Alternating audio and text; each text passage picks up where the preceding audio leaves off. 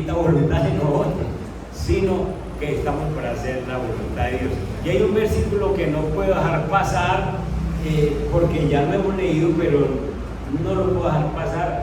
Busquemos a Mateo 7:21, y este lo compartí con algunas personas que estábamos en el devocional del viernes, y entonces es bueno que lo tengamos en la cabeza, en la memoria, porque es muy claro para nosotros.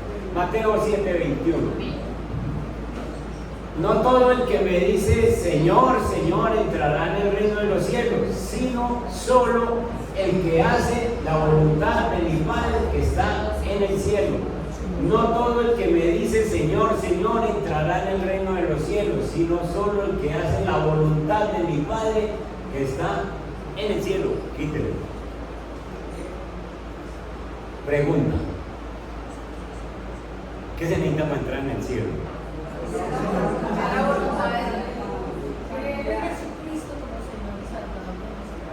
¿Qué dice el versículo?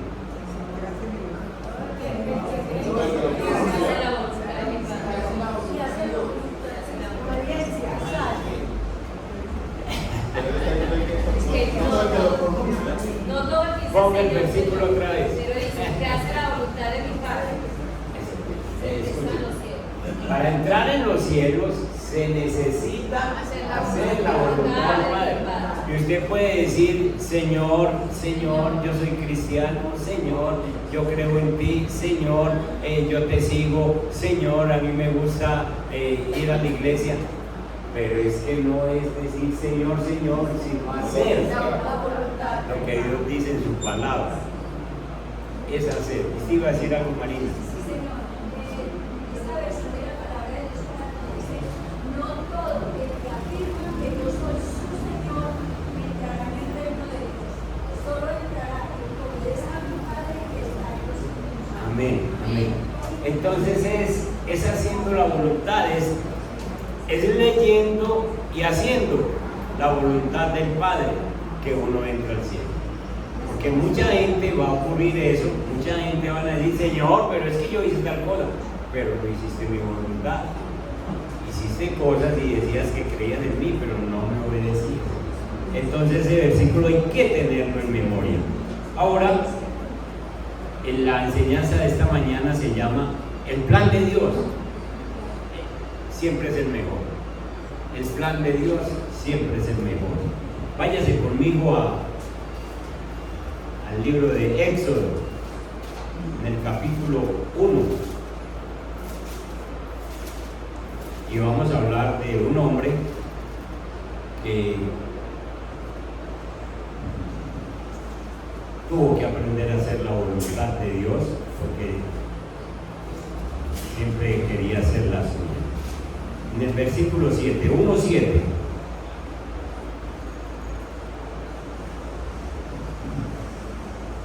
Listo.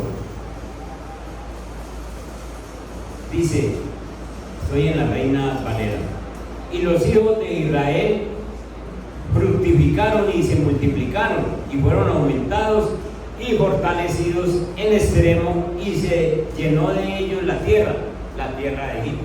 Ellos están en Egipto y se están fructificando y están allá multiplicándose mucho. Verso 8. Entre tanto se levantó sobre Egipto un nuevo rey que no conocía a José, y dijo a su pueblo: he aquí que el pueblo de los hijos de Israel es mayor y más fuerte que nosotros. ¿Cómo haría el miedo, no? Los hebreos estaban creciendo mucho y eran más que los egipcios, y es más fuerte que nosotros. Verso 10. Ahora pues seamos sabios para con él, para que no se multiplique, y acontezca que viniendo guerra, él también se una a nuestros enemigos y pelee contra nosotros y se vaya de la tierra. Los egipcios tienen miedo de que los hebreos crezcan tanto que se unan y los destronen a ellos, o simplemente se vayan de la tierra y no tengan más esclavos para trabajar. Verso 11. Entonces pusieron sobre ellos comisarios de tributos que los molestasen con sus cargas y edificaron para Faraón las ciudades de almacenaje, Pitón y Ramesés. Pero cuanto más los oprimían, tanto más se multiplicaban y crecían, de manera que los egipcios temían a los hijos de Israel.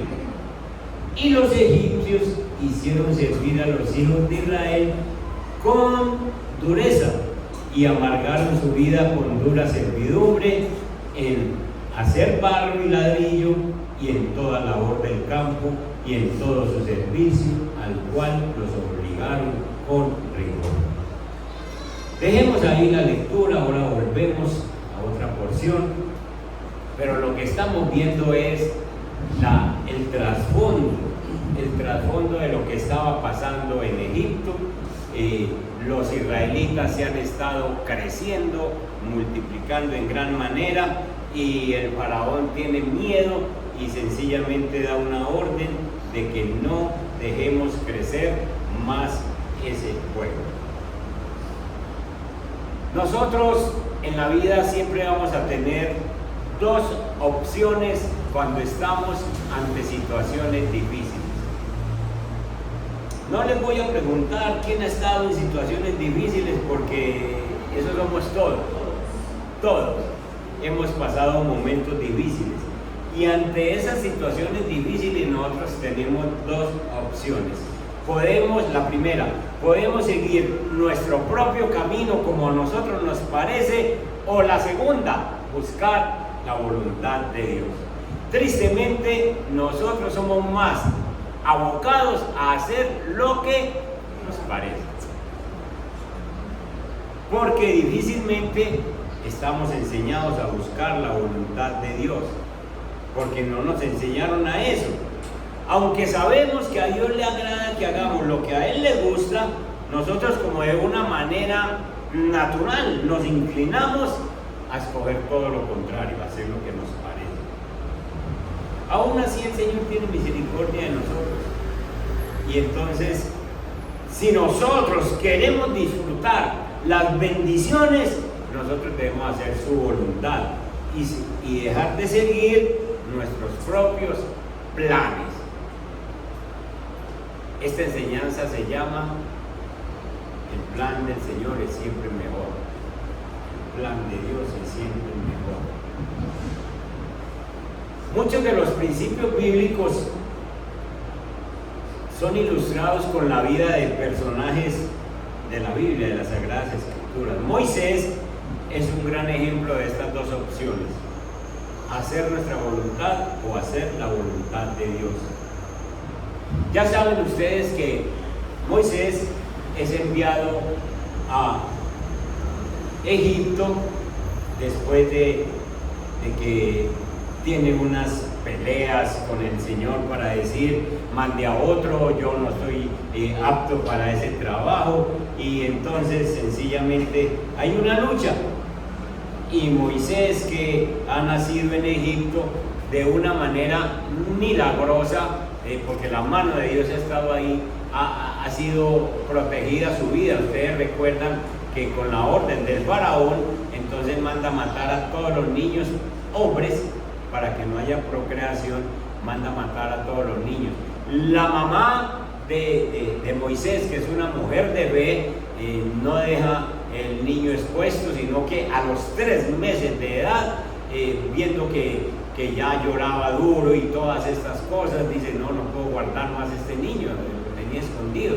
Pasaban los soldados egipcios y se llevaban los niños, los mataban. Ella entonces decide, de una manera muy fervorosa, confiando en Dios, preparar una canastica, echar su niño allí al río Nilo, obviamente con brea, bien taponadita la canasta para que no se le entre agua, y allí mete este siervo, a Moisés. No sin antes decirle a la niña mayor, que se llamaba Miriam: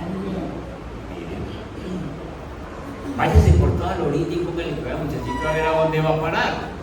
Y ella sencillamente le hace ese favor le pone cuidado, la canastica empieza a caminar por el río, allá abajo se está bañando la hija del faraón con sus ayudantes, con sus muchachas, y ven bajar la canastica, y el niño hace lo que tiene que hacer, llora en ese momento, para que lo oigan, sí, lo que tiene que hacer.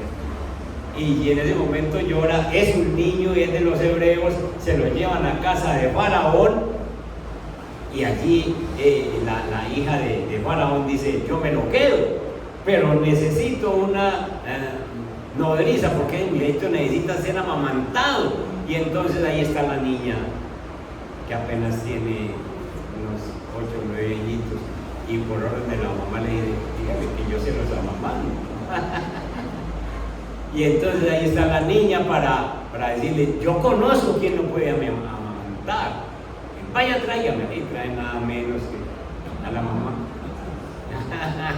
Ahora, Moisés está entonces criándose en la casa del faraón, pero alimentado en la casa de la mamá. No ha cambiado nada, sencillamente que ahora tiene forma, porque ya esa mamá lo amamanta y vuelve y lo lleva al palacio, y en el palacio lo que necesite, todo, y entonces sencillamente está bendecido. Bien, se cría entonces, ajusta 40 años Moisés, ajusta 40 años, aprende el gobierno del faraón de Egipto, pero un día comete errores. Un día empiezan los errores de este hombre. Se encuentra a un egipcio que está castigando a un hebreo, y Moisés sabe que es egipcio, pero que es hebreo también. Y entonces, como que Moisés tuviera dentro ese sentir de hacer justicia. Y entonces ahora llega ahí, y en vez de esperar el tiempo de Dios, de hacerlo a la manera de Dios, él decide que va a justiciar a este egipcio, y efectivamente mira para toda parte, después de que lo tiene cogido del cuello y lo mira para toda parte, ve que no hay testigos, y ahorca a este hombre y lo entierra en la arena. Él cree que está ayudándole a los hebreos, él cree que está haciendo una buena obra, porque así somos nosotros, pensamos que estamos haciendo buenas obras. Moisés se enfoca en un problema de injusticia, pero es que todos los hebreos están en injusticia, y entonces matando a uno no arregla el problema. Dios sí tenía la solución para ese problema, pero no ahora, sino 40 años después, cuando Moisés tenga 80. Y sí va a acabar con los hebreos, pero no ahora. Y no va a acabar con uno, sino que va a acabar con los egipcios. Y no va a acabar con uno, sino que va a acabar con todos, echándolos al fondo de la mar y cerrando las aguas, ¿se acuerdan? Pero no en la hora, y Moisés no está haciendo, Moisés está haciendo apenas una cosita comparado con lo que Dios va a hacer. Y entonces se enfoca en un solo acto. Nosotros muchas veces hacemos lo mismo. Creemos que enfocándonos en una sola cosita, arreglamos un problema que es un problema nacional, que es un problema grande. Y entonces uno piensa, no, arreglando esto arreglo allá. No. Hay que esperar el tiempo, hay que esperar el cuándo, y hay que esperar el cómo de Dios. Moisés cometió entonces muchos errores. Entre los errores de Moisés está en que no supo manejar su actitud. Nosotros muchas veces no manejamos nuestra actitud ante las situaciones que nos presentan en familia, en la sociedad, no manejamos la actitud. Moisés no fue capaz. Moisés tenía prejuicios en la situación, juzgaba antes de, y Moisés era egoísta. Nosotros también muchas veces manejamos las mismas cosas. Nosotros somos muy impulsivos, y por ser impulsivos corremos más riesgos de tomar decisiones que luego tenemos que lamentar, porque somos impulsivos para hablar, somos impulsivos para decir cosas, somos impulsivos para actuar en determinado momento. Dios desea que primero busquemos conocer su voluntad en la situación que estemos enfrentando. Siempre desea que busquemos conocer su voluntad. Moisés hubiese podido decir: Señor, es el momento de que yo me presente como libertador del pueblo de Israel. El Señor le hubiera dicho: Moisés, todavía no es hora, usted necesita más pulimento, yo necesito que esta gente sean más apretados para que se dejen sacar. Mejor dicho, el Señor le hubiera podido decir: yo necesito 40 años más, porque no es ahora. Pero Moisés cree que todo el pueblo lo va a recibir y lo va a aplaudir porque defendió a un hebreo. Y resulta que no. ¿Saben qué le dijo otro en otra pelea que estaba enseguida a Moisés? Y ¿usted por qué están peleando? Le dijo a dos hebreos. Y uno de ellos le dijo: ¿qué hubo? ¿Va a hacer lo mismo que hizo ayer? ¿Va a matar como mató al egipcio? No lo habían aceptado con esa actitud. Nosotros muchas veces tenemos actitudes que no le agradan a Dios y que obramos muy pronto sin orar la voluntad de Dios. Antes de que vos tomes una decisión de aquí en adelante, simplemente: Señor, ¿qué es lo que quieres que tú hagas, que yo haga? Acuérdese del apóstol Pablo: Señor, ¿qué quieres que yo haga? ¿Cuándo? ¿Cómo? Son preguntas que hay que hacerle al Señor para uno moverse en su santa voluntad. Moisés está actuando con su propia fuerza en lugar de buscar la fuerza de Dios. La fuerza humana es muy limitada. El Señor es todopoderoso. Dios, 40 años después, le demostró cuál era el poder cuando le abre el mar rojo y le dice: así es que yo trabajo, Moisés, no como usted trabajó hace 40 años, que no me esperó. Muchas veces nosotros actuamos en nuestras propias fuerzas, pero no es la primera vez que pasa con Moisés. Váyanse, acompáñenme a Génesis capítulo 16, y allí hay otra situación de ligereza, de actuar en sus propias fuerzas. 16 capítulo 1 de Génesis. Sarai, mujer de Abraham, no le daba hijos, y ella tenía una sierva egipcia que se llamaba Agar. Dijo entonces Sarai a Abraham: ya ves que Jehová me ha hecho estéril, te ruego pues que te llegues a mi sierva, quizá tendré hijos de ella. Yo no quisiera leer más, pero y atendió a Abraham el ruego de Sara. Le dije que no le tuvo que decir 2 veces.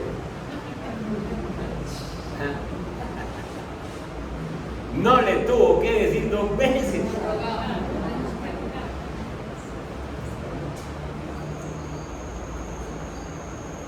Sara lleva 10 años con una promesa de Dios. Sara y Abraham llevan 10 años con una promesa de Abraham, de Dios, y Dios les ha dicho que les va a dar un hijo,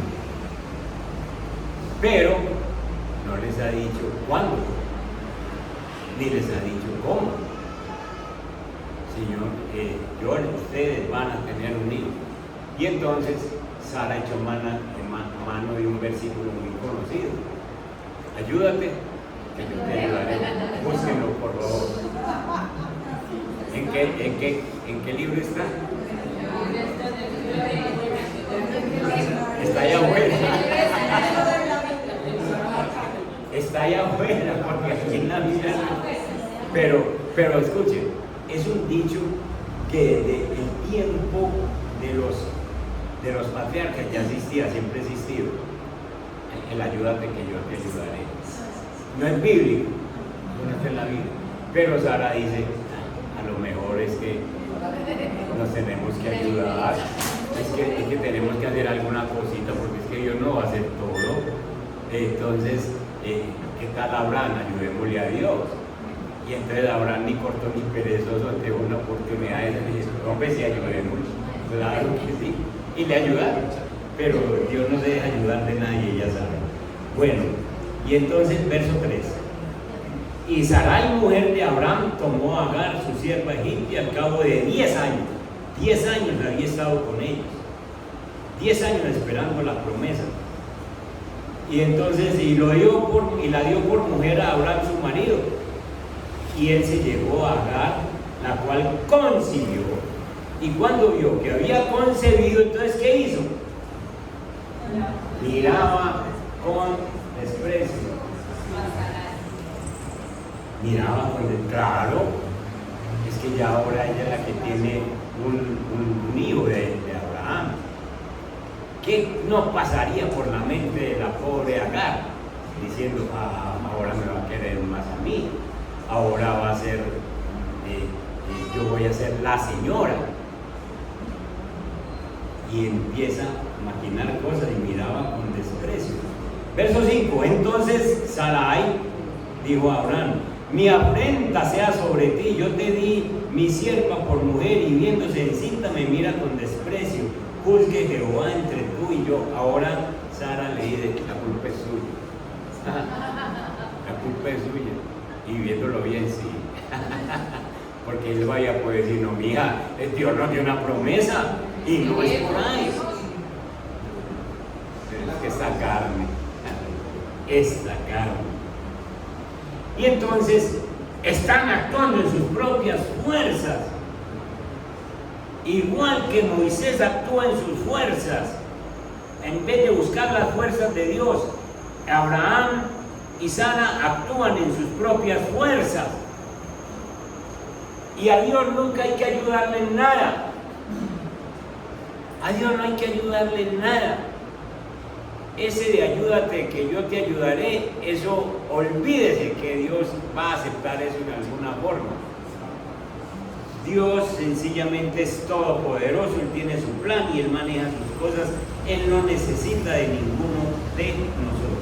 Entonces, error de Moisés, actuó en sus fuerzas, igual que Abraham.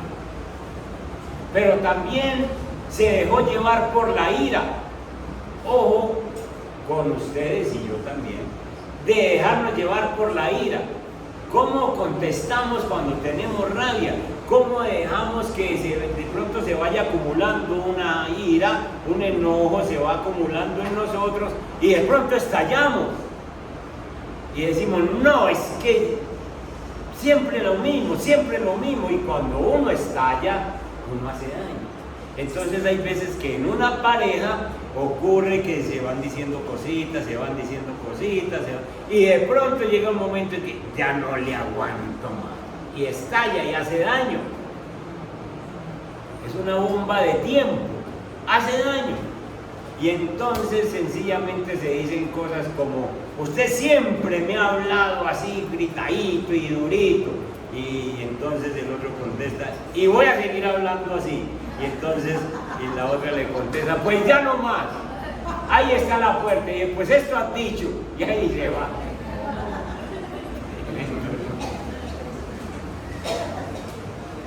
La ira, el enojo. La Biblia dice que no se ponga el sol sobre vuestro enojo, ni deis lugar al diablo. Es decir, que uno se puede airar, porque dice, airaos pero no pequéis, y que no se ponga el sol sobre vuestro enojo. Es decir, que usted arregle las cosas de tal manera que eso no se la vaya volviendo una bomba de tiempo y después estalle y acabe con lo que venía construyendo. ¿Por qué? Porque sencillamente se estaba aguantando un poco de cosas sin decir nada.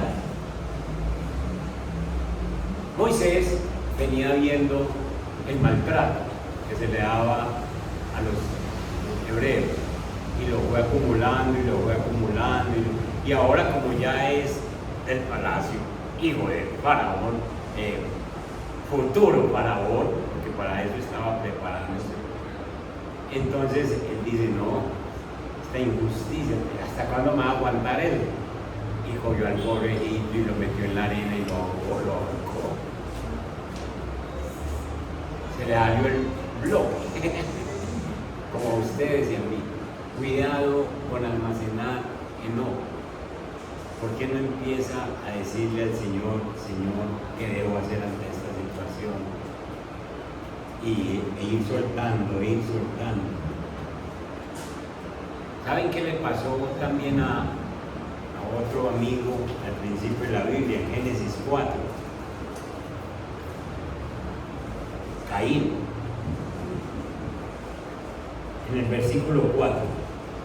Y Abel trajo también de los primogénitos de sus ovejas, de lo más gordo de ellas, y miró Jehová con agrado a Abel y a su ofrenda, pero no miró con agrado a Caín y la ofrenda suya. ¿Y qué pasó con Caín? Se ensañó Caín en gran manera y decayó su semblante, es decir, cambió su rostro, fue almacenando ira, fue almacenando enojo por lo que Dios había hecho y una ira contra Abel. Entonces Jehová dijo a Caín: ¿por qué te has ensañado y por qué ha decaído tu semblante? Es decir, que esa mala cara suya mía. ¿Usted qué es lo que le está pasando? ¿No le gustó lo que le dije? Y le dice: si bien hicieres, no serás enaltecido. Es decir, haga bien y verá que usted será reconocido. ¿Sí? Y si no hicieres bien, el pecado está a la puerta. Con todo esto, a ti será su deseo y tú te enseñorearás de él. Ese versículo es hermoso. Ese versículo: si bien hicieres, no serás enaltecido, y si no hicieres bien, el pecado está a la puerta. Con todo esto, a ti será su deseo y tú te enseñorearás de él, y tú te enseñorearás de él, del pecado. Usted y yo tenemos todo el señorío sobre el pecado. No tiene por qué manejarnos, no tiene por qué sacarnos de la ropa, no tiene por qué hacernos explotar, no tiene por qué hacernos dañar la relación con un amigo, no tiene por qué hacernos dañar la relación en la familia, porque yo me puedo enseñorear de él. ¿Qué pasa con el enojo? ¿Qué pasa con la ira? Que se va acumulando y yo no me enseñoreo, y entonces a lo último estalla y me maneja él a mí. Eso le pasó a Caín. Y entonces, verso 8, un día cualquiera dijo Caín a su hermano: Abel, salgamos al campo. Y aconteció que estando ellos en el campo, Caín se levantó contra su hermano Abel, lo mató. Enojo guardado. Moisés guardó enojo y mató a un egipcio. Caín guardó enojo y mató a su hermano. Usted y yo guardamos enojo y estallamos y dañamos relación entre hermanos, cristianos, bañados con la misma sangre, con el Espíritu Santo dentro de nosotros, y guardamos enojo. Ojo con la ira. Usted no buscó a Dios para que lo guiara. Y así tenemos entonces que no se consideran las consecuencias. Moisés sencillamente actuó en su propia fuerza, actuó con ira, no consideró las consecuencias que venían, no las consideró. ¿Qué pasó con Moisés? Perdió la familia de Egipto, la familia real a la que pertenecía, ahora se volvió un prófugo, tuvo que salir corriendo, cuando se suponía que ya sabía que era el libertador. Ahora se tiene que ir para el desierto. ¿Y qué está haciendo él por los hebreos? Nada, no puede ni entrar allá, no puede hacer nada. Las consecuencias es que sencillamente se apresuró, hizo cosas en sus fuerzas y ahora no puede hacer nada.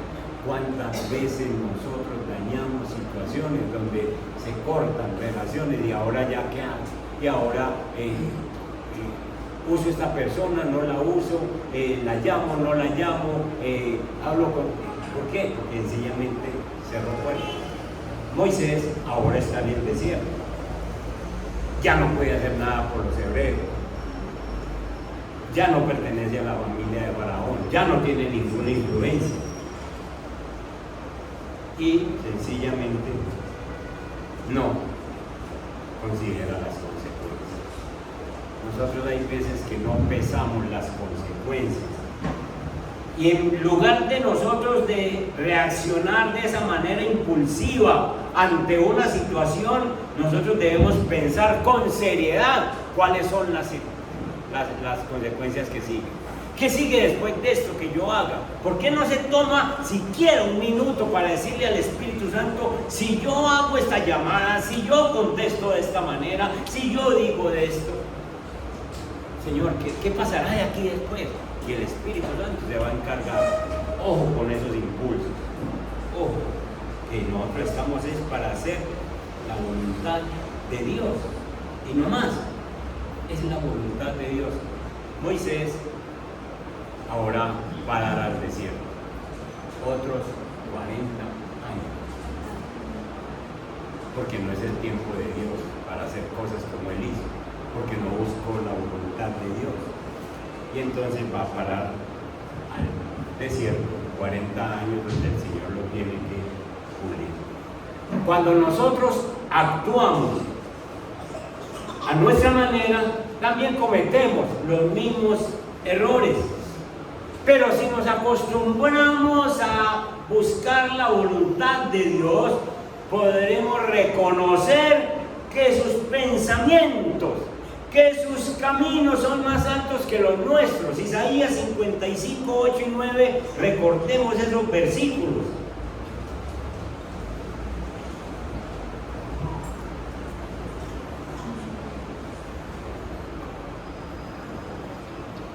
Miren ahí.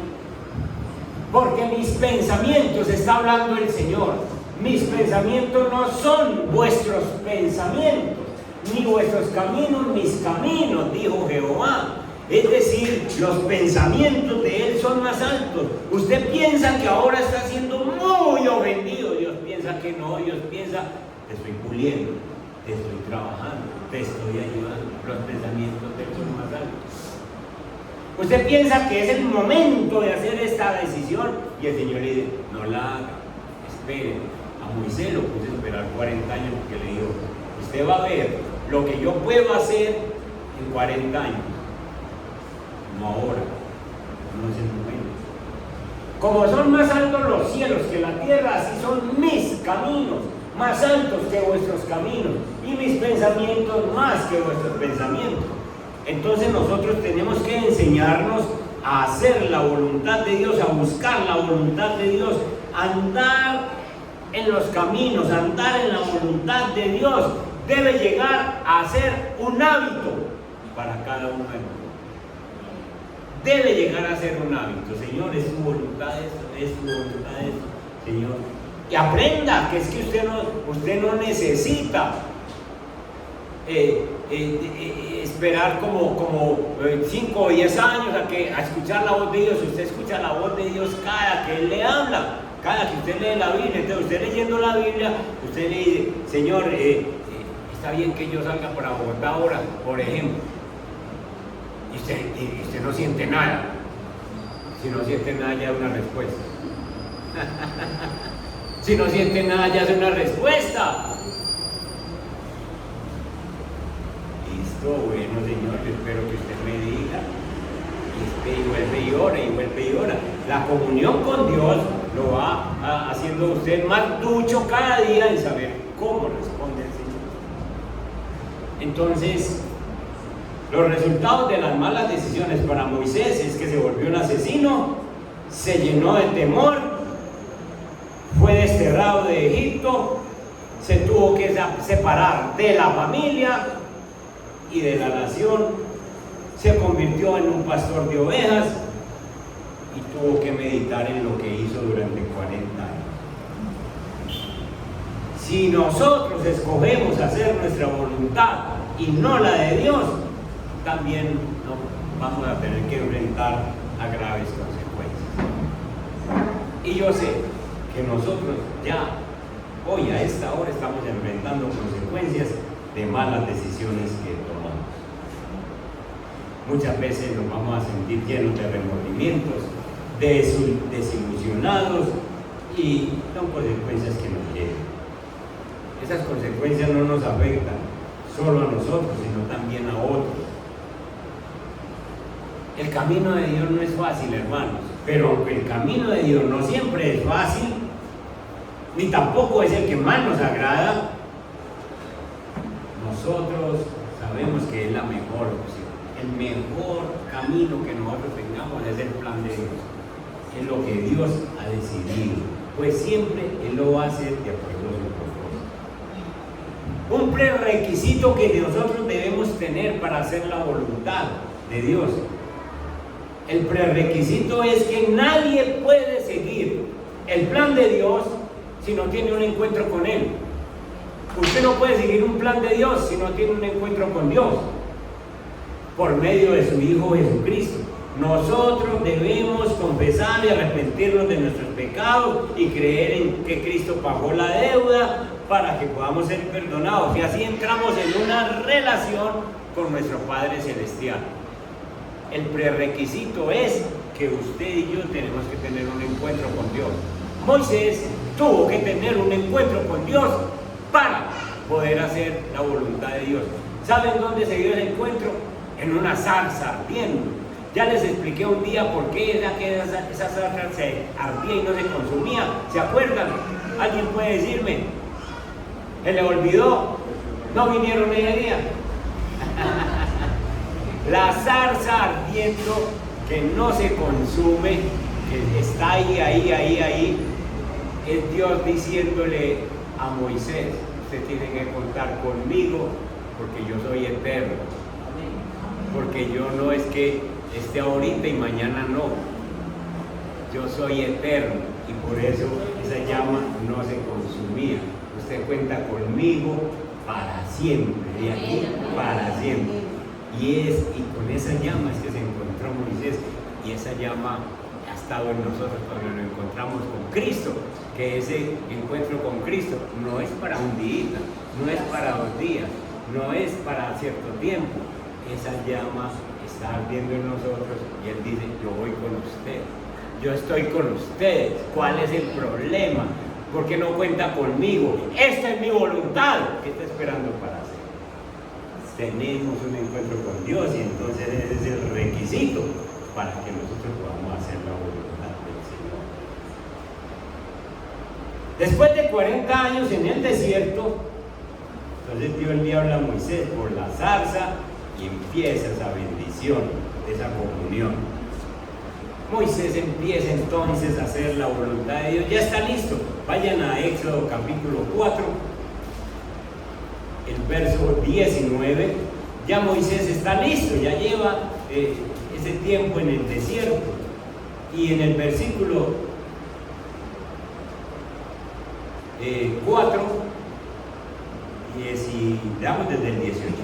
Así se fue Moisés, y volviendo a su suegro Jetro, le dijo: iré ahora y volveré a mis hermanos que están en Egipto. Ya está listo para volver, 40 años después. Listo para hacer la voluntad de Dios. Listo para decir: Dios habla y yo hago. ¿Cuántos años necesitamos nosotros? Moisés ya tenía 80. Ya es hora de decir: hacer la voluntad de Dios. ¿Se va a esperar también como Moisés o qué? Yo creo que ya es hora de que arranquemos, hermano. Y entonces volveré a mis hermanos que están en Egipto para ver si aún viven. Y Jetro dijo a Moisés: ve en paz. Verso 19. Dijo también Jehová a Moisés en Madián: ve y vuélvete a Egipto, porque han muerto todos los que procuraban tu muerte. Entonces Moisés, miren esto, tomó a su mujer y sus hijos y los puso sobre un asno y volvió a tierra de Egipto. Tomó también Moisés la vara de Dios en su mano. Tomó a su mujer y sus hijos. Si la voluntad de Dios se va a hacer en mí, también es con ustedes, amigos. También es con ustedes. Nos vamos. Yo no sé qué va a pasar en Egipto, pero vamos de la mano de Dios. Vamos de la mano de Dios. Y se llevó a su mujer y a sus 2 hijos. ¿Sí? Listo para hacer la voluntad de Dios. Ahora sigue las instrucciones de Dios en vez de seguir sus propios planes. Procedió en el tiempo del Señor y no en el suyo. Ahora está diciendo: Dios, dígame, ¿cuándo? Ya, listo. Señor, Con mi familia, claro, vaya con su familia, claro, vamos por la bendición. Y Dios entonces va proveyendo todo lo que Moisés necesitaba. Ya Moisés no está sacando disculpas. Señor, es que yo no sé hablar. Ahí le puse a Aarón, que habla muy bien. Vayan los dos. Y Dios le va proveyendo todo, le va mostrando todo. Llegan allá a Egipto, ustedes lo saben porque lo han leído, y el Señor empieza a hacer maravillas, maravillas por la mano de Moisés. Y Moisés no lleva sino una vara. Una vara, ¿qué le parece a usted? Dice para Egipto era como Estados Unidos hoy, como Biden, como Trump allá, y usted aparece allá con una vara. Oiga, que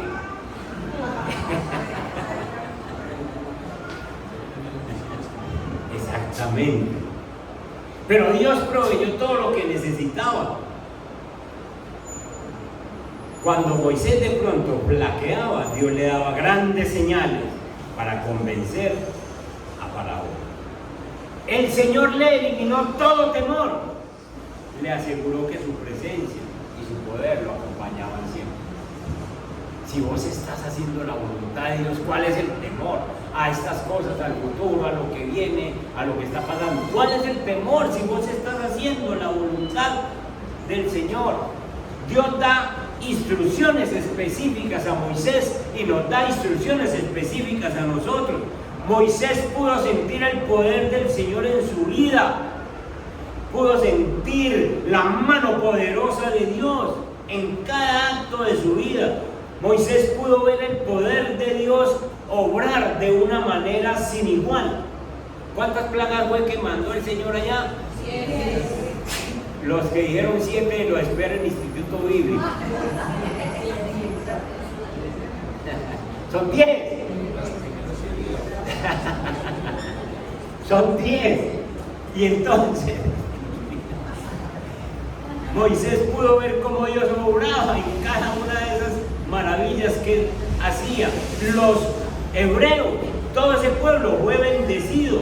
Salieron de Egipto con grandes maravillas y con grandes riquezas. ¿Saben lo que hizo Moisés allá? Que sencillamente por la mano de Dios oró para que en la última de las plagas que fue la muerte de los primogénitos, y entonces Dios obró de tal manera que los egipcios, con tal de que se fueran, les decían, ¿qué necesita para que vaya? Entonces, no, yo necesito que usted me indemnice, tantos años trabajando con usted. Oro, plata, riquezas. Las mujeres egipcias llegaban y sacaban de sus cofres, sacaban joyas de oro y les decían, con tal que vayan. Y salieron riquísimos, riquísimos. Salieron riquísimos con tal que se los dejaron sin nada. Dios, grandes riquezas. Y así sacó los hebreos. ¿Cuándo? En el tiempo de Dios. No matando a un egipcio como lo hizo hace 40 años, sino en el tiempo de Dios, en la voluntad de Dios. Moisés aprendió que haciendo la voluntad del Señor puede ser usado por el Señor. Y vos y yo tenemos que aprender que haciendo la voluntad de Dios es que Él me usa. Él me usa es haciendo su voluntad. Moisés llega ante la presencia de Faraón armado tan solo con una vara. Y con esa vara venció a Faraón. Hermanos, cada que levantaba esa vara había una maravilla, un prodigio distinto. Dios alcanzó en un espacio cortico de tiempo lo que no pudo hacer Moisés en todo ese tiempo anterior sin la voluntad. En un ratito con Dios logró hacer esa gran liberación. Imitemos el ejemplo de Moisés. Escojamos el camino de hacer la voluntad de Dios. Aprendamos que si hacemos la voluntad de Dios, Él es fiel para sacarnos en bendición. Piensen en estas preguntas y no me las respondan. ¿Recordás una ocasión en la que has seguido tus propios planes sin contar con Dios? Recordar las consecuencias que te han venido.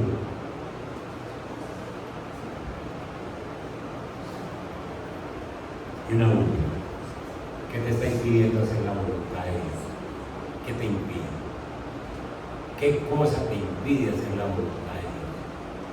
Si estás leyendo Biblia, es para hacer la voluntad de Dios. Cierren sus ojitos, quédense ahí sentaditos.